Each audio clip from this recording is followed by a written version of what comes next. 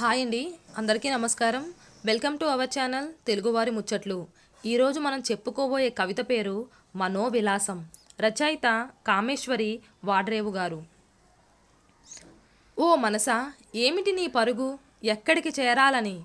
అటు గతానికా, ఇటు భవిష్యత్తుకా? ఏముందక్కడ పొందటానికి?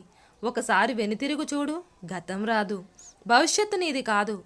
విసిగి వేసారిపోవటం లేదా? అలసి సొలసిపోవటం లేదా?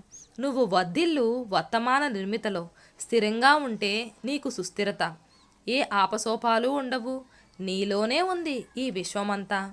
ఎక్కడికి చేరాలంటే అక్కడికి చేరగలవు. నీవే ఒక అనంత జ్ఞానివి. దేహికి ఒక ప్రబోధ కానివి. జ్ఞానికి మార్గదర్శివి.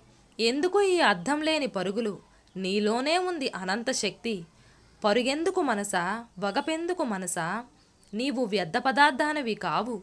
పరమార్థానికి దారి చూపే పరాశక్తివి. దేనికి ఈ వెతుకులాట? నిశ్చల సాక్షిగా చూడు సర్వాన్ని. అప్పుడు ఆనందమే అంతా ఆనందం. కాదేమీ వింత. ఓ మనసా, ఏమిటి నీ పరుగు?